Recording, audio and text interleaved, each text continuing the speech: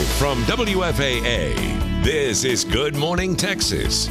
For the first time in history, all four generations, traditionalists, boomers, Xers, and millennials, are in the workplace at one time. Sherri Elliott-Yeary is the author of Ties to Tattoo, a book that provides insights into celebrating the qualities and values of other generations. Sherri, good morning to you. Good morning. Thank you for having me. Why is this book so timely and important right now?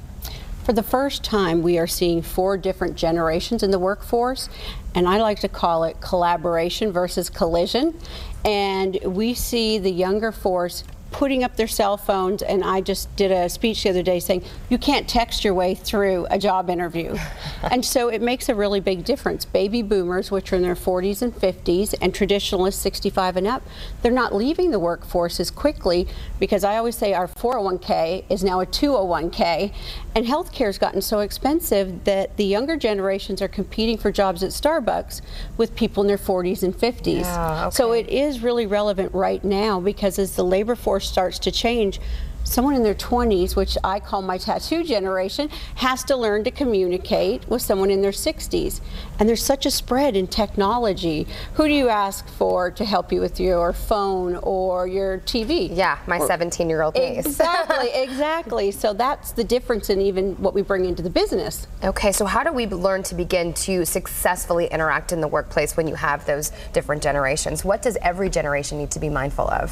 First, they need to understand the other four generations and really know. For instance, the traditionalists grew up in the Depression, so they're the ones who I always say are not going to throw out that sandwich because somebody's starving somewhere, or that burnt piece of toast.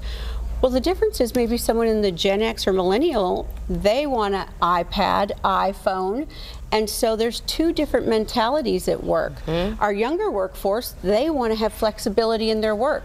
If you ask someone in that age range, in their 20s and 30s, to stay late and work on a project, that means they're going to show up on time tomorrow. And you ask someone in their 40s and 50s, and they'll stay late and work till midnight, because that's what's ingrained in them from a work atmosphere. Okay, but we can all get to that place to get that good work ethic. What would you say to people of any age who are looking for a job right now?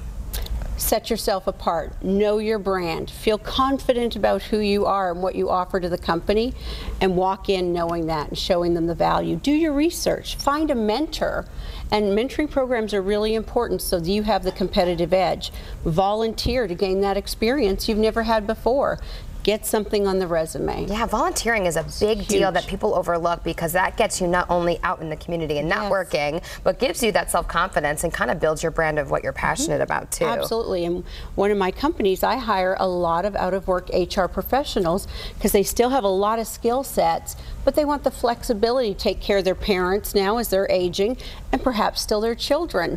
So there's a lot of opportunities to understand each other and how to make it work. You have Gen Ys at home. You said you have 3 millennials I at have home. 3 millennials. I had one, and I fired her 3 times when she worked for me at Snelling.